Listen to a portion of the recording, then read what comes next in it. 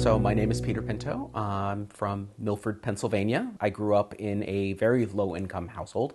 My parents were newlyweds, didn't have a lot of money. We were on, food stamps and WIC and all the things that people were back in the 80s, and grew up living in a trailer park. And it was, well, I always preface, it was one of the nice trailers. One day when I was like 10 or 11, my father brought home a bottle of champagne, a very large, impressive black bottle of champagne. And I remember him not bringing it inside. I remember it was fall or early winter, so we left it out on the porch. It just lived out on the porch, and it became a joke, like, oh, there's a bottle of champagne on the porch, fast forward to my freshman year of high school, my parents had saved up enough to actually buy a home. So we got this little house in Milford in the middle of the woods, really sweet, really lovely. My parents had enough left over from the down payment to renovate and, built a room for my brother and I in what was the attic.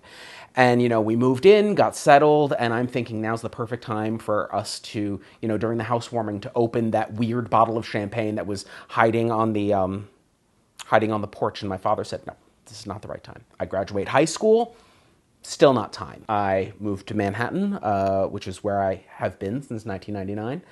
And I moved to Manhattan for university. Some people have spectacular coming out stories. My coming out story was fairly boring. I mean, and because honestly, the only person I ever had to come out to was my mother. I was home for the summer from college, and I remember I was driving her home because at that point we were actually working in the same place. I randomly brought it up, and it was one of those things, it was kind of like a revelation for her. She was like, oh, yeah. It became harder as I got older, so for her it became, you're gay and that's fine, but what will my friends think of me? I graduate college. My brother actually graduates from high school the same year I graduate college. Another perfect time to open that weird bottle of champagne. Nope, my father said nope.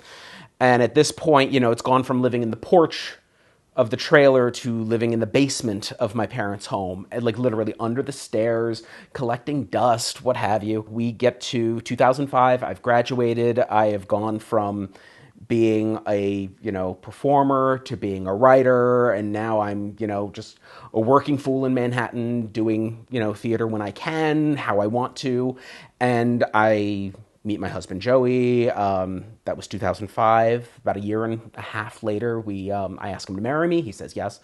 And then we kind of put it off. We were like, you know what? We're going to do it when it feels right and when it's legal and when it's right for everybody.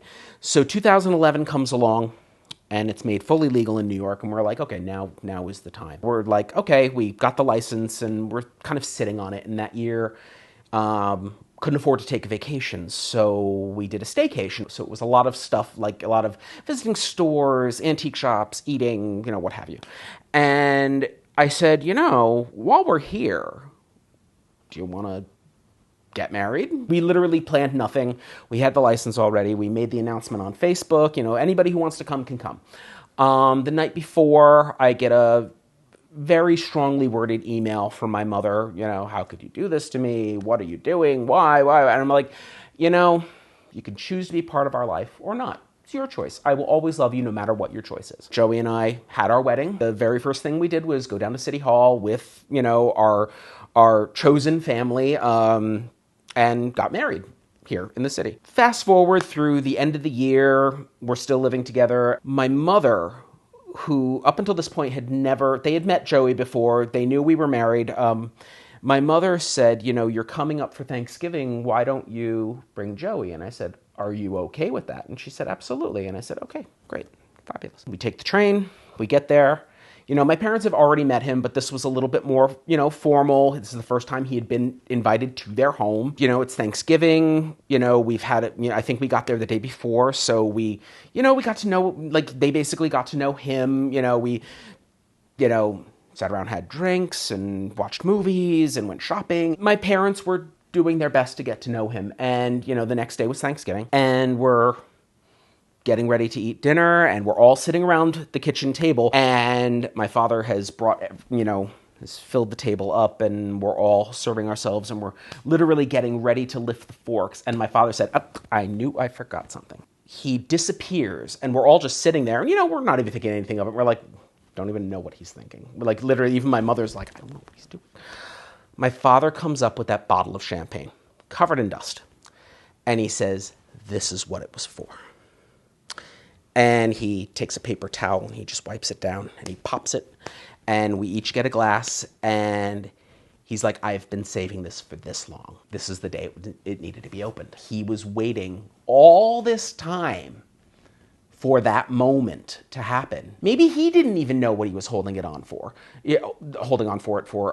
Like, he might not have known, but it would feel right when it was the right moment. Joey and I have been together for 18 years this past June, and my parents adore him, and my little brother adores him, and he is part of their family, and as much as I am a part of his on his side. So that bottle of champagne, it was meant for something, and that's what it was meant for.